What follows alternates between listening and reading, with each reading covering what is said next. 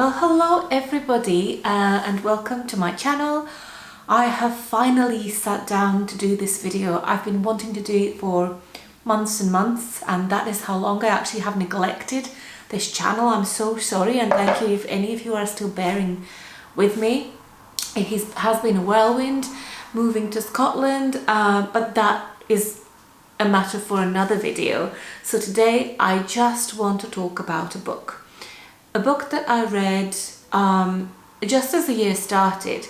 I had been kind of slowly reading it throughout 2025, and I'm a very slow reader, I have to say, and that doesn't mean I'm not enjoying the book.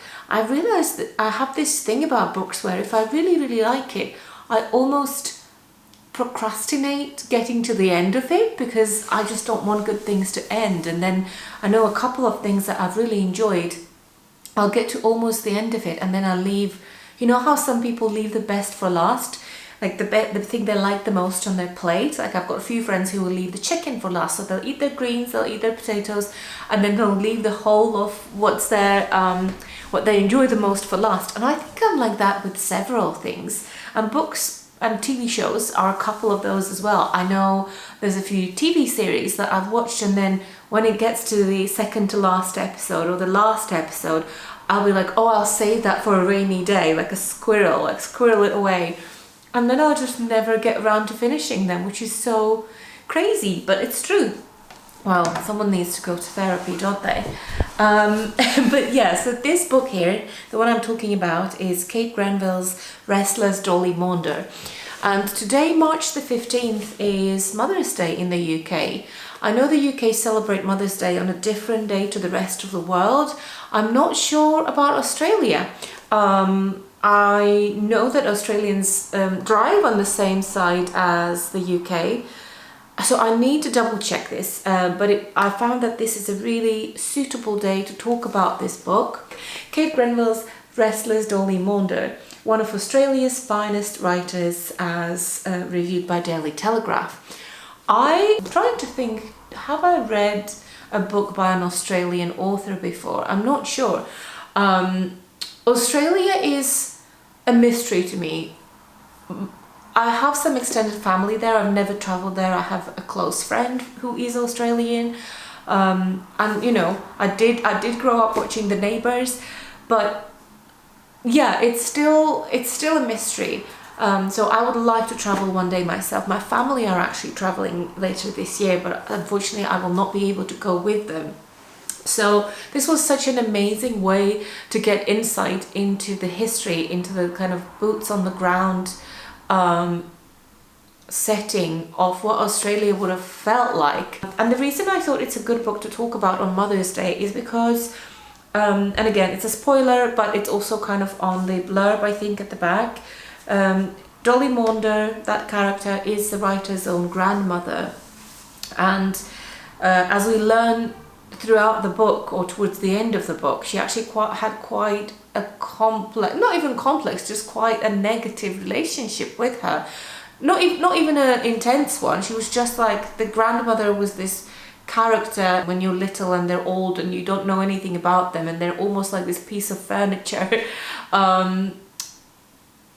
you know, because their abilities have declined and they might be old and grumpy, and as a kid maybe they are not, if they're not extremely affectionate, they're not the first thing that you want to learn about this world and this life. And it's only later on that you, as you grow up and you grow older and you realize how life shapes you, that you realize how though they were people in their own right, shaped by their experiences. And I think this is such a brave and sincere attempt to try and understand somebody who was on the periphery of the author's world as a child. The book is written in this very kind of stark, raw, not beating about the bush, blunt way, and I guess it really suits the character. She's such a go-getter. Dolly Maunder is just this restless, ambitious woman who is latching onto the possibility that the tide has turned a little bit for women, even though there's still a long way to go. It's kind of the first generation where women have any chance at all to be the master of their own destiny, and that is probably different in different parts of the world. And there have been generations before her where women have more access to things like entrepreneurship and things like that. But so that's just the beginning of the 20th century, and this woman who embraces the possibility of owning something, of building something, and she's constantly portrayed in stark contrast to her husband, who is this meek, lovely man, but he doesn't share her ambition and her drive and her need to prove herself and be busy and stay busy and get more, and in a way be really independent. And that is something I could relate to, and it made me a little bit sad, because it is very honestly shown how that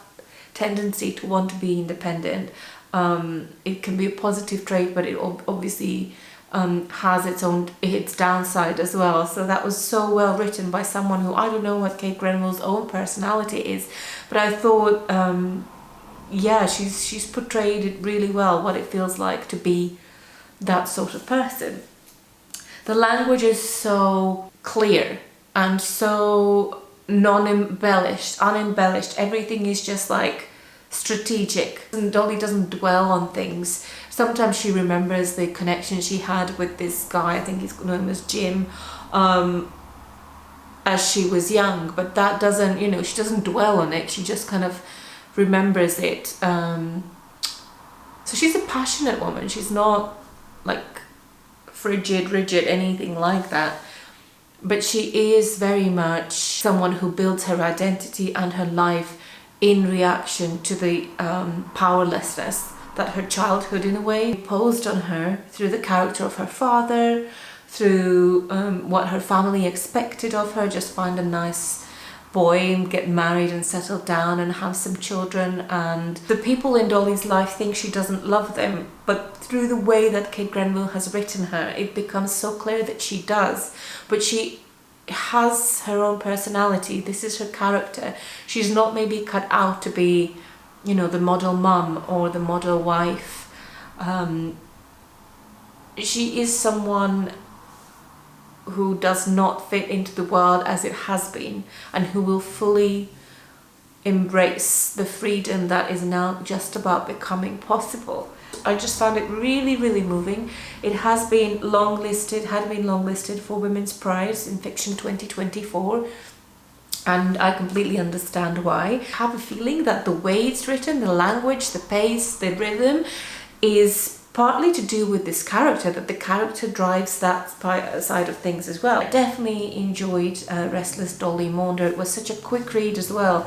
But the thing about this book was that, sometimes you read a book and then you put it down. Maybe you don't do that, I do that. I read multiple books at the same time, and then I realize I haven't actually read a chapter or a page of this one in a couple of months, and I'm like, oh, am I even going to remember who's who?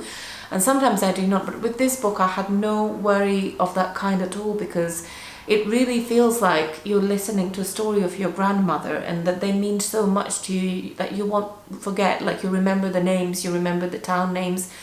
It's that feeling of sitting at a kitchen table, at 2 a.m. in the morning with a little something to drink, and someone actually finally pouring their life story out in front of you, and someone you care for as well, because that can happen with strangers. They suddenly dump everything on you, but because you're not invested, you actually won't remember. But the scene is set in a way where Kate Grenville manages to get you invested before she tells you Dolly's story, and then as you listen, you actually care, you actually remember. So every time I picked the book up again, I actually remembered exactly what had happened before, because I had this feeling that I am interested in what happens with these characters, even though they're not very likable.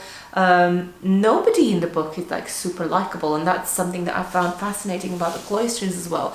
To enjoy a book where you don't really root for anybody. I wouldn't say I rooted for Dolly in this book, but I really wanted to know what happens, and I wanted to hear her story. She's not very likable in many ways, but the whole book is like a conspiracy to get you on her side, or at least to get you to see things from her perspective and imagine yourself in her shoes. Okay, we can tell I'm a bit rusty with talking about things, you know, I lose my train of thought, so hopefully I'll get more into the habit of it. Yeah, definitely want to do more of that this year, and I can't believe it is March already and it's taken so long. So just very quickly, what's been going on.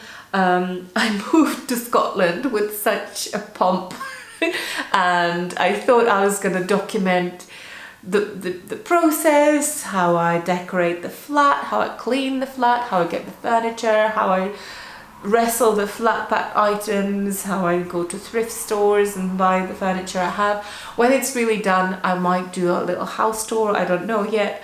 But yeah, I've finally settled, but it has definitely taken longer than I thought. And also the winters are long and dark here, which I knew, and I've lived in a place where weather is very similar before. The days were short, the nights were long. It was a stressful time, it was a hard time. I didn't quite know how things were going to work out, but I've been very, very lucky. At some points I have been saved by grace, and everything has, touch wood, worked out for the time being, and I'm very excited to see what everything looks like when the flowers blossom and the grass gets greener, which it is already doing, and you can see rhododendrons everywhere and trees in bloom, and it is very beautiful, and I hope to take you with me on a journey or two. I hope that we can go and see a couple of historical sites together, if you bear with me and you can tolerate this rambling and mumbling that I sometimes do. I've been shy all my life, I still am. I am currently working a day job where I have to speak in front of people every day. And as I said to my bosses, and I don't know why they employed me, because it goes completely against the nature of the job. I was like, I'll be 100% authentic and 100% honest. And I said to them, I will always have low-key stage fright going on, even if no one will usually know. I will do a good job at covering it up, but just putting myself out there feels so vulnerable, and yeah, it has had kind of stressful and unpleasant consequences in the past, and I think I've gone into my cocoon, and I have just kept myself very, very private and very safe for a long time now, which I love. I am an introvert through and through, but I would like to see if I can do this and just challenge myself, maybe for a year, and then we'll see. If it works, it works. If it doesn't, it doesn't. Still not clear on what this channel is about, whether it will crystallize. Is it about books? Is it about writing? Is it about walks or going to like old castles? We'll see.